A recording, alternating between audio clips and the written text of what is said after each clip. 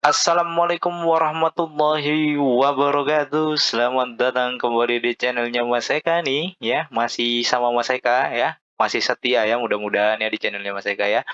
Oke, di video kali ini Mas Eka akan menginformasikan soal KJP ini ya, DTKS di stop dulu, udah dulu ya. Kita geser ke KJP yang pendataannya juga berbarengan dengan DTKS nih ya.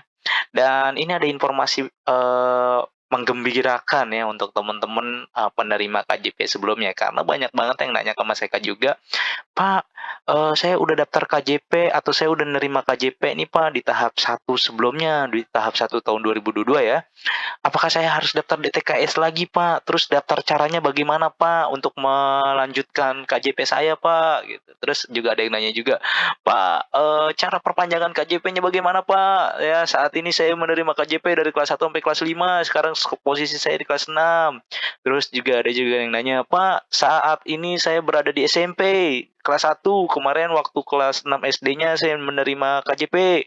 Pak, saya saat ini berada di kelas 1 SMA, Pak, saya berada di kelas 1 SMK, Pak, saya berada di satu aliyah.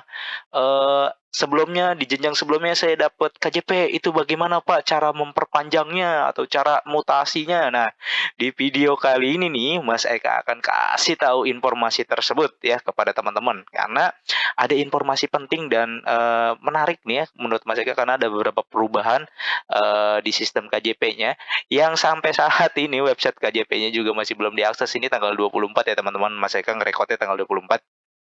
Belum bisa diakses, tapi semalam Mas Eka bisa buka, kemudian error lagi. Nah, tapi sebelum itu, sebelum Mas Eka akan memberikan informasi, terupdate seputaran KJP, untuk teman-teman yang baru bergabung di channel Mas Eka, silakan subscribe dulu channel Mas Eka untuk mendapatkan informasi terupdate seputaran KJP, DTK, SPP, dan lain-lainnya. Dan untuk teman-teman juga bisa bergabung di Telegramnya Mas Eka ya. Kalau misalkan ada pertanyaan yang melampirkan foto, bisa kita diskusi di situ. Oke, yuk langsung aja kita ke website KJP-nya, kira-kira masih bisa dibuka atau tidak ya? Ternyata masih belum bisa dibuka nih teman-teman ya. Nah, di sini Mas Ega punya, info menarik seputaran KJP ya, tahap 2 tahun 2022 ya. Di sini, judulnya pendaftaran KJP tahap 2 2002, penerima KJP tahap sebelumnya langsung diterima. Artinya yang sudah menerima KJP di tahap-tahap sebelumnya, misalkan sekarang kelas 5 berarti dia udah nerima dari kelas 2 nih, 2 3 4 udah nerima, berarti pokoknya sudah menerima di tahap sebelumnya lah. Intinya di tahap 1 2022 kemarin dia masih menerima sebagai penerima KJP, maka di tahap 2 tahun 2002 ini secara langsung by system sudah langsung disetujui ya, hanya tinggal nanti teman-teman melengkapi verifikasi berkasnya aja ya. Itu tergantung dari sekolahnya masing-masing, apa yang dilengkapi berkasnya ya. Jadi itu langsung disetujui tuh penerima sebelumnya. Buktinya mana Mas Eka? Mas Eka jangan asal ngomong aja, gitu ya. Nah, semalam Mas Eka buka website KJP-nya terbuka, kemudian, website KJP sistem sekolah ya, yang publik juga belum bisa kebuka nih ya, aduh ya. Mudah-mudahan segera diperbaiki dan bisa diakses karena, agar cepat penginputan KJP-nya juga. Yuk kita langsung ini aja. Nah, di sini ya, ada informasi nih ya, pendataan penerima KJP 2002 tahap 2. Nah, ini dari website KJP yang masih ke screenshot ya. Di sini ada pengumuman dan target pendataan tahap 2. Jadi setiap web sekolah itu dia punya seperti ini ya. Jadi bisa dilihat nih, ini khusus sekolah tapi masih Eka buka ada untuk teman-teman ya, agar teman-teman juga tahu informasinya bahwa, oh sampai tanggal sekian, tapi teman-teman jangan gara-gara misalkan di sini tanggal 23, "Oh saya nanti aja ngumpulin tanggal 23 September lah, karena waktunya masih lama." Jangan ya. Kalau yang kayak begini tuh jangan nanya paling lama, tapi, kapan paling cepatnya Pak? Gitu aja. Mas Eka paling nggak suka tuh kalau misalkan ada yang nanya gini, "Nih KJP sudah dimulai tanggal 22 ya." Terus nanti ada yang nanya tuh, "Pak terakhir tanggal berapa ya?" Jangan nanya terakhirnya gitu loh. Kalau udah diumumin tanggal 22, kalau bisa langsung aja kejar tanggal 22, langsung minta dikumpulin gitu. Kalau misalkan sudah diinstruksi karena kumpulin hari itu, ya kalau bisa 1 atau 2 hari ke depan sudah bisa dikumpulkan. Jangan nunggu di deadline terakhir. Karena kita nggak pernah tahu, kayak misalkan kayak sekarang nih, webnya tiba-tiba error. Nanti teman-teman ngumpulinnya di terakhir, kemudian tidak bisa didaftarkan, yang disalahkan sekolah. Gitu ya. Jadi, ini informasi Mas Eka buka, tapi jangan diambil ininya tanggal tanggal terakhirnya, jangan, udah nanti, saya dapat informasi dari channel Mas Eka tanggal 23 September terakhir, nanti ajalah, terakhir aja saya ngumpulinnya, jangan ya.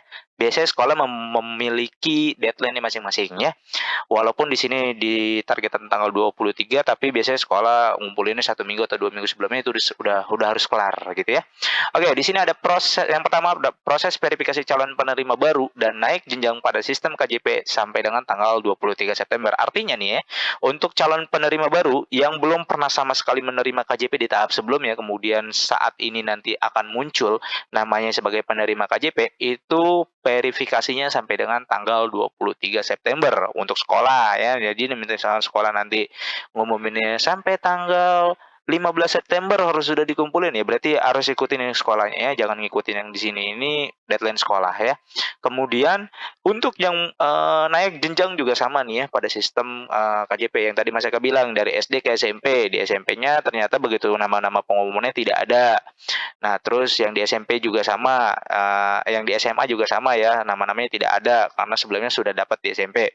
Nah, itu nanti kamu berkomunikasi dengan pihak sekolah, baik itu SD-nya maupun itu SMP-nya. Biasanya kalau misalkan sekolah-sekolah negeri itu jenjang yang sekarang ditempati itu lebih proaktif. Misalkan dari SD ke SMP, biasanya operator SMP-nya akan mendata melalui guru kelasnya nama anak-anak yang menerima KJP ya untuk di kelas 1. Kemudian didata, nanti dibuatkan surat proses mutasinya, kemudian direkap dan dikasihkan ke kecamatan. Biasanya kalau itu dari negeri, kalau swasta biasanya udahlah suruh ngurus sendiri itu. Kadang seperti itu banyak banget Mas Eka dapetin yang balik lagi ke sekolah itu rata-rata dari sekolah swasta. Kalau dari sekolah negeri biasanya sudah langsung diurus oleh operatornya. Jadi kalau misalkan belum diurus silakan datang ke sekolah asalnya ya.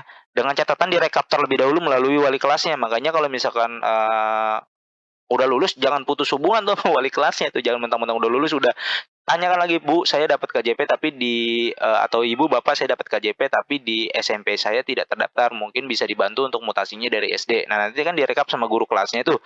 Baru nanti dikasihkan ke operatornya, kemudian operatornya akan membuat surat proses mutasinya ke kecamatan, nanti akan dimutasikan ya. Karena kan kita nggak tahu anak ini masuk tujuannya di sekolah di mana ya. Itu sampai dengan tanggal 23 September proses verifikasinya ya. Kemudian ada yang kedua, proses pendataan KJP tahap 2 tahun 2022, operator tidak perlu mengubah data kelas. Jadi ini untuk operator ya, nggak perlu dirubah data kelasnya lah, dimin aja untuk operator. Ini informasi untuk teman-teman yang operator KJP-nya ya. Kemudian untuk siswa penerima tahap 1 nih yang penting banget nih ya. Untuk siswa penerima tahap 1 tidak perlu dilakukan proses verifikasi, langsung ke proses disetujui. Wow, luar biasa ya. Jadi nggak diverifikasi lagi, udah langsung disetujui loh kalau misalkan yang udah nerima KJP sebelumnya tuh. Enak nggak tuh?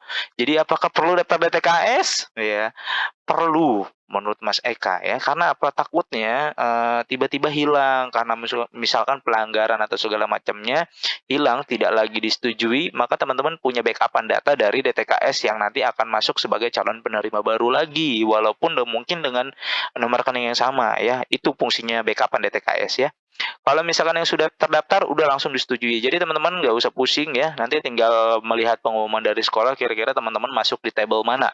Tabel calon penerima baru atau tabel yang sudah disetujui. Kalau misalkan disetujui ya udah tinggal nanti teman-teman ikuti instruksi dari sekolahnya masing-masing. Oke? Kemudian yang keempat nih tadi yang Mas Eka sampaikan di awal ya di poin nomor 1 nih ada kaitannya. Untuk proses mutasi siswa nih ya. Sekolah merekap data peserta didik kemudian diserahkan ke kecamatan untuk ditindaklanjuti oleh Kasatlank kecamatan. Jadi kalau misalkan mengikuti prosedur yang ada di sini nih, ya, ini kan akun sekolahnya masing-masing. Berarti kalau misalkan SMP dia akan terlihat seperti ini. Nah, berarti untuk proses mutasi siswanya sekolah merekap data peserta didik kemudian diserahkan ke kecamatan. Berarti kan sudah masuk peserta didik di SMP atau di SMA tersebut, harusnya kewajiban dari sekolah tersebut untuk merekap ya. Kira-kira nih yang kelas 1 menerima KJP siapa? Yang mutasi kemarin yang ada di kelas 2 dan kelas 3 siapa gitu kan.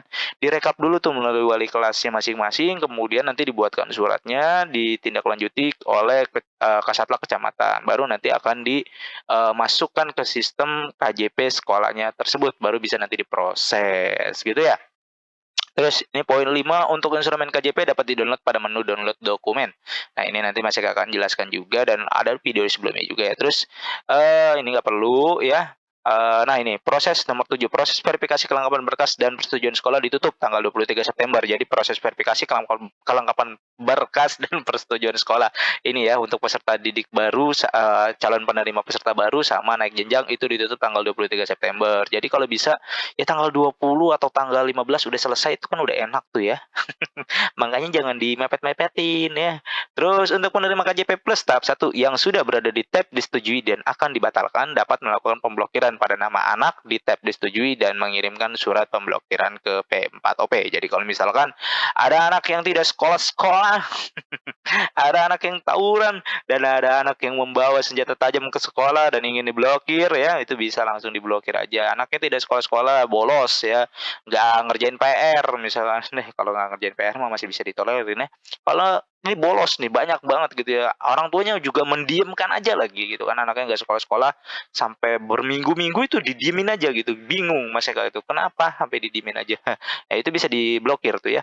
Terus bagi sekolah yang ingin melakukan pengecekan terhadap peserta didik yang belum muncul dalam daftar calon penerima bisa melakukan pengecekan melalui Kasatlantas Kecamatan. Jadi kalau misalkan belum muncul namanya itu bisa dicek di Kasatlantas Kecamatan. Jadi itu informasi yang bisa Mas Eka sampaikan teman-teman, agak panjang ya nggak apa-apa ya, karena memang harus disampaikan ya agar teman-teman mengerti dan paham ya.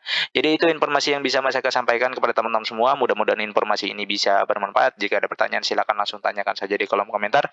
Jangan lupa untuk di-like, di-share, dan di-subscribe channelnya Mas Eka untuk mendapatkan informasi serta mendukung channelnya Mas Eka untuk berkembang lagi dan memberikan informasi yang terbaik pastinya kepada teman-teman semua. Terima kasih. Wassalamualaikum warahmatullahi wabarakatuh.